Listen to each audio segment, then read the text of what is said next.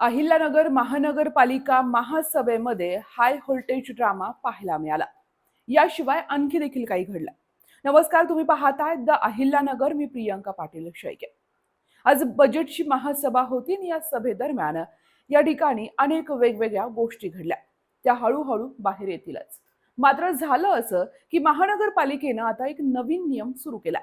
जे मर्जीतले पत्रकार आहेत त्यांना अगदी सहज या महासभेला बसू दिलं जातं. म्हणजे झालं असं की या ठिकाणी प्रसिद्धी प्रमुख अधिकारी यांनी थेटच सांगितलं की पदाधिकारी यांच्यासोबत ते पत्रकार आले आणि त्यामुळे आम्ही त्यांना आत जाऊ दिलं. मात्र महिला पत्रकार जेव्हा आत जायचं म्हणाली तेव्हा त्या प्रसिद्धी प्रमुखानं त्या ठिकाणी तिला रोखलं. हा नवा नियम कसा?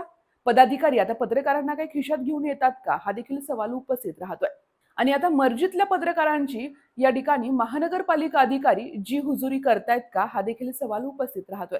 पाहूया तर प्रसिद्धी अधिकारी नेमकं काय म्हणतायत. हे जे आत्ता जे सोडलेत ना ते पदाधिकाऱ्यांची माणसांनी आत्ता विषय गाजवला. ते म्हणे आजच्या दिवस त्यांना परवानगी द्या. उद्यापासून आम्ही कोणत्याच सभेमध्ये व्हिडिओ शूटिंग आणि कोणतंच करणार नाही. कारण माझं म्हणणं काय, तुम्ही सगळ्यांना सोडलं मग मला का टोकलं? इतर सगळे जातात पत्रकार, असं नाही की एक पत्रकार नाहीये. त्यांना म्हणलं नाही, त्यांना म्हणलो आजच्या सभेला आहे ना त्यांना पदाधिकाऱ्यांनी अलाउ केलेले. महापालिका म्हणजे लोकशाहीचं मंदिर आहे. महासभा म्हणजे सर्वसामान्य जनतेचे विचार आदान प्रदान करण्याचं महत्वाचं केंद्र.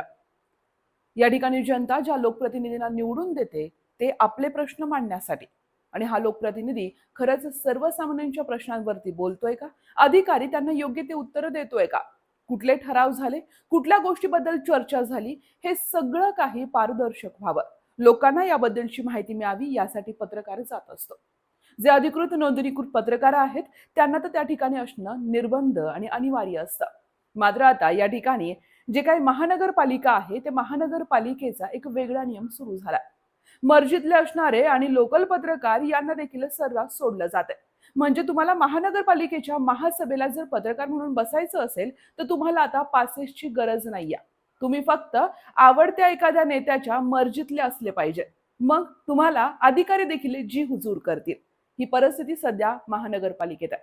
महानगरपालिका सर्वसामान्यांचे प्रश्न सोडवण्यासाठी असक्षम ठरतीये. महानगरपालिकेच्या समोर अनेक वेगवेगळे या ठिकाणी नागरी समस्या आहेत. त्या नागरी समस्या सोडवल्या जात नाहीयेत. फक्त शोबाजी करणं, अधिकाऱ्यांवरती प्रेशर करणं, तेही काही राजकीय वरदहस्तांचा, यामध्ये महानगरपालिका गुरफटली जातीये. महानगरपालिका ही नगरकरांच्या करावरती चालते.